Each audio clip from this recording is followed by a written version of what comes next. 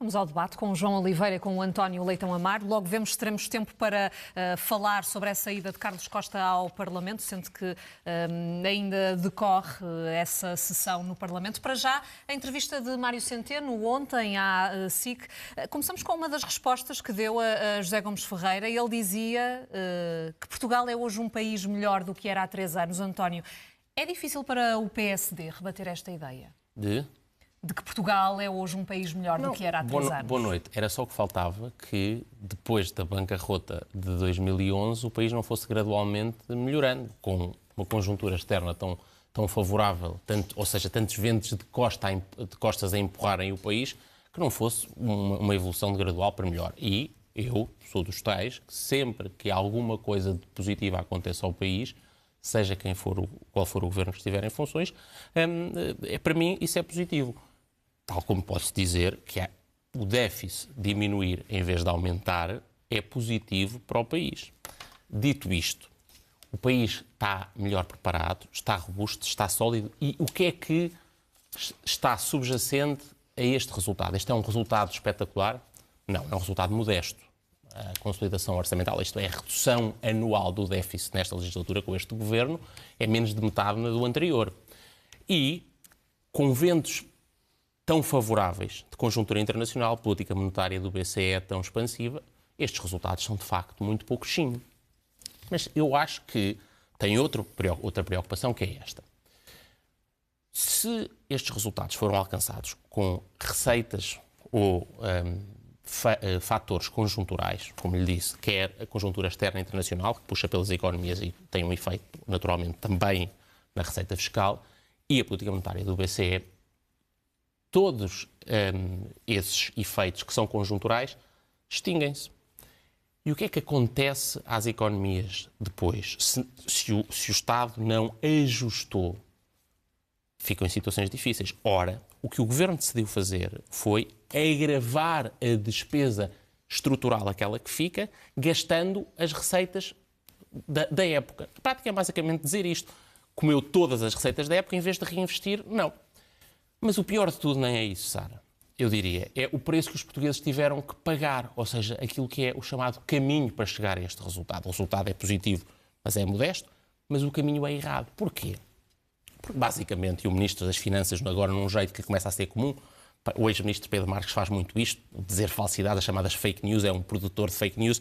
Mário Centeno está no mesmo registro. Ontem veio aqui tentar dizer, negar uma evidência do INE, que isto foi conseguido, sobretudo porque os portugueses pagaram muito mais impostos. Qual é que é a verdadeira medida para isso? É a carga fiscal. Isto é, qual é que é a parte do rendimento das famílias e das empresas que foi entregue ao Estado. E a SIC depois fez uma peça a confirmar isso, os números do INE dizem, foi atingido a carga fiscal mais elevada de sempre. Ou seja, uma carga fiscal máxima do que alguma vez aconteceu, com o contributo da esquerda toda, porque há vários impostos cujas taxas foram aumentadas, sobretudo impostos indiretos, os portugueses sabem muito bem, sobretudo nos combustíveis. Mas, ainda pior, os portugueses foram postos a pagar mais impostos do que alguma vez pagaram, para depois receberem serviços públicos que estão pelo mínimo. Investimento público que é o mais baixo de sempre, os valores atingidos nesta legislatura.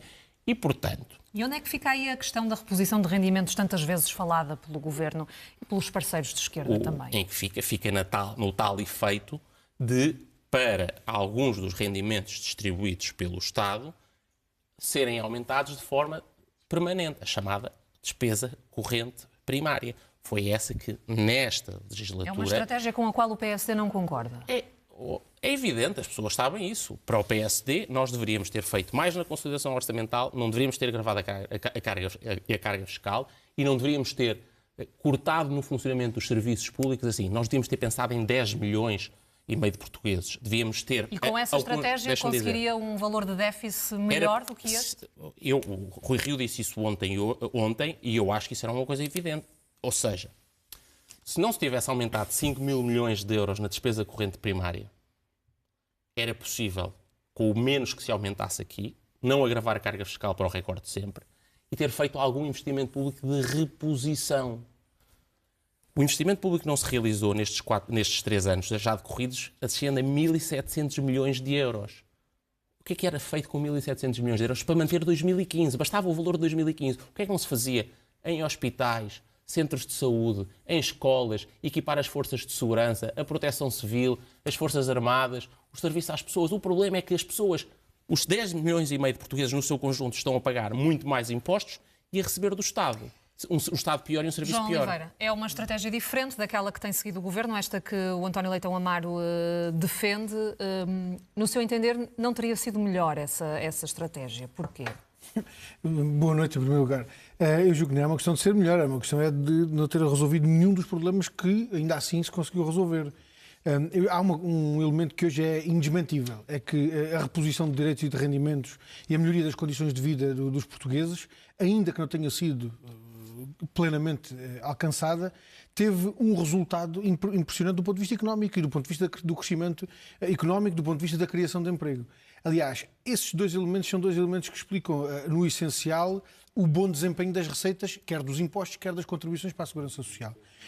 O facto de haver crescimento económico, o facto de ter havido criação de emprego, permitiu que houvesse não apenas mais arrecadação de impostos, em alguns casos reduzindo as taxas, mas até mais arrecadação de contribuições para a segurança social, que também entram nas contas da carga fiscal, mas já lá iremos. Agora, em relação a esta questão da execução orçamental de 2018, eu queria começar por sublinhar um aspecto que já ontem tivemos a oportunidade de afirmar, mas que me parece que é de facto a questão central. É que há uma grande diferença entre o rigor das contas públicas e colocar a redução das metas do déficit como prioridade absoluta e reduzir o déficit a mata-cavalos. E, naturalmente, nós não partilhamos essa perspectiva de que as metas do déficit sejam a prioridade absoluta do país. Não, há problemas para resolver e esses sim têm que ser a prioridade da execução do orçamento. O facto de ter sido aprovado na Assembleia da República um orçamento de Estado para 2018 que previa mais 600 milhões de euros de investimento do que aqueles que o Governo fez, para nós é um elemento negativo. Porquê? Porque foi aprovado um orçamento que dava ao Governo a possibilidade de executar mais 600 milhões de euros de investimento e o Governo não o quis fazer. E esse elemento, de resto, é um elemento que, do nosso ponto de vista, é um elemento crítico fortíssimo ao Governo, porque há problemas na saúde, há problemas na educação, há problemas nos serviços públicos em geral, num conjunto de investimentos que é preciso fazer até do ponto de vista económico para dotar o país dos equipamentos, das infraestruturas. Mas ainda assim foi dada prioridade à tal reposição de rendimentos em vez desse investimento nesses serviços. Mas serviços. isso não é a alternativa. O investimento público não é a alternativa à reposição de direitos e de rendimentos. As duas coisas estavam previstas no Orçamento do Estado. O Governo fez uma opção de não executar o investimento todo que podia ter executado. A diferença não é tão grande como o António Leitão Amaro aqui dizia. Aliás, é uma diferença de 80 milhões entre o investimento de 2015 e o investimento de 2018. É uma diferença de 80 milhões. Isto é os 1.700 milhões é o valor somado da diferença dos 3 anos. Não, nesta legislatura. Executavam 2000. Essa comparação... Desculpa, não, mas essa comparação não queria interromper. Essa comparação, para ser feita assim, então tem que somar os 4 anos de investimento público do anterior governo. Se é para fazer uma soma de 3 anos desta legislatura, também tem que se fazer a soma dos últimos 3 anos. E aliás, as somas, sobretudo de 2013, 2014 e 2015, ficam muito aquém do investimento público realizado nestes últimos 3 anos. Mas isto para dizer o quê? Para dizer que, na nossa perspectiva, esse é um elemento negativo, muitíssimo negativo. Aliás, a redução que o Governo conseguiu no déficit em relação à previsão que fazia em outubro do ano passado é quase igual ao investimento que ficou por executar do orçamento que tinha. Isso, naturalmente, é errado quando há necessidades do país que são evidentes e o Governo, ainda por cima, tinha um orçamento que permitia dar conta dessas necessidades.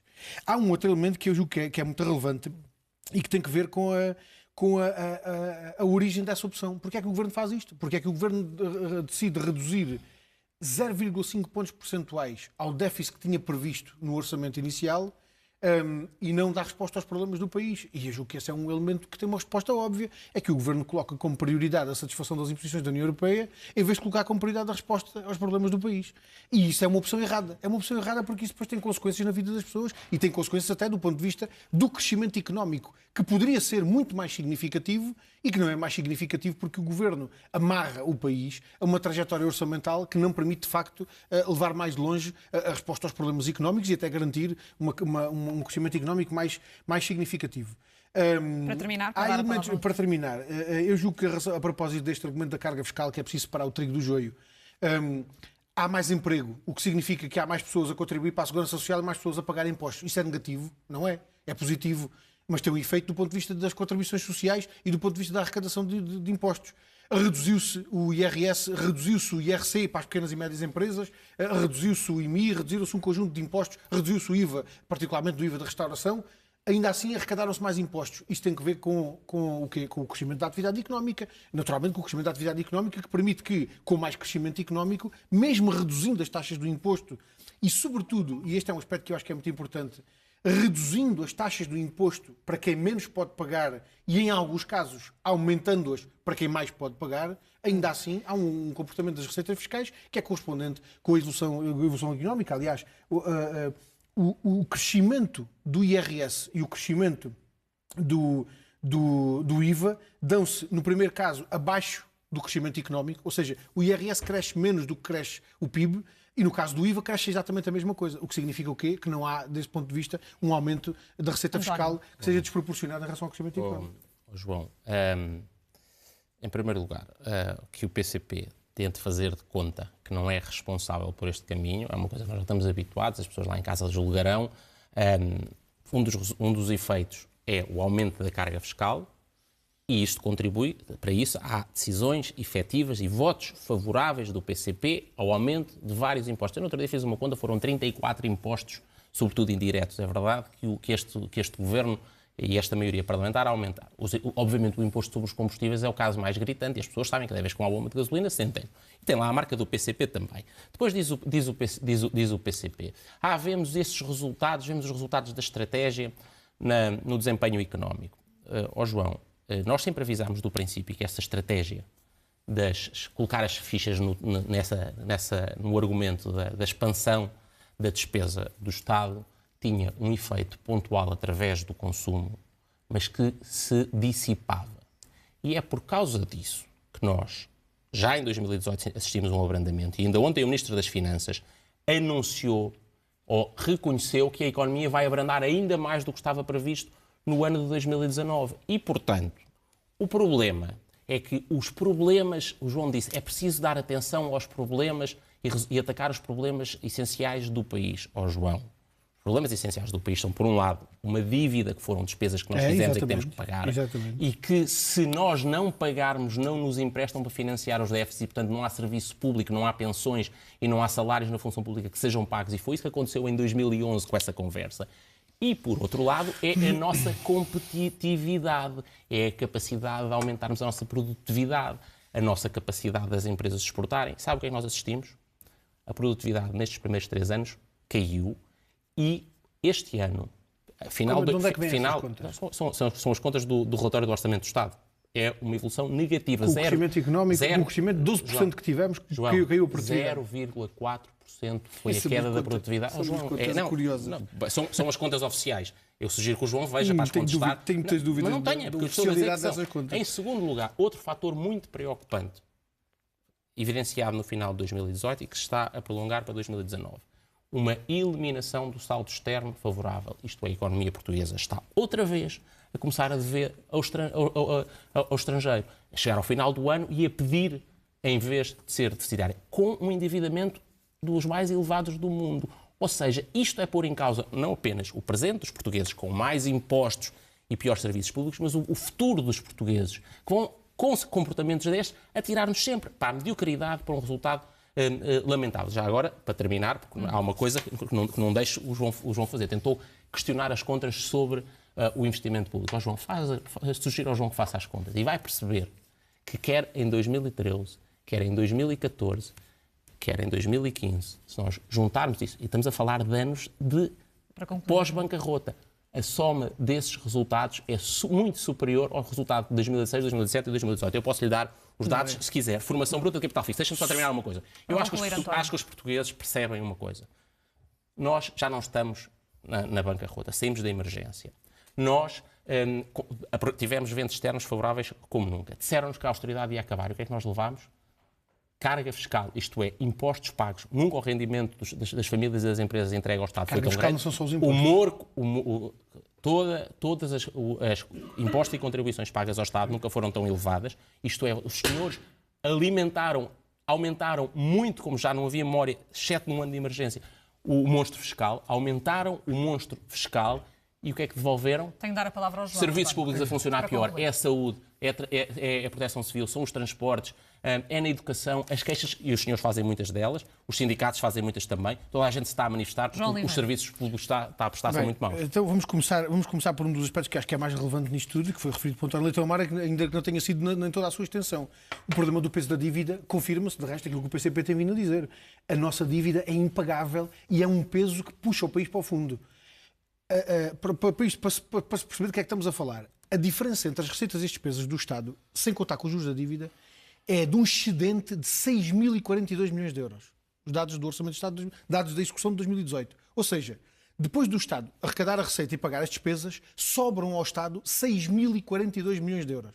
Pagamos em juros da dívida mais de 7 mil milhões. Ou seja, se nós fizéssemos a renegociação...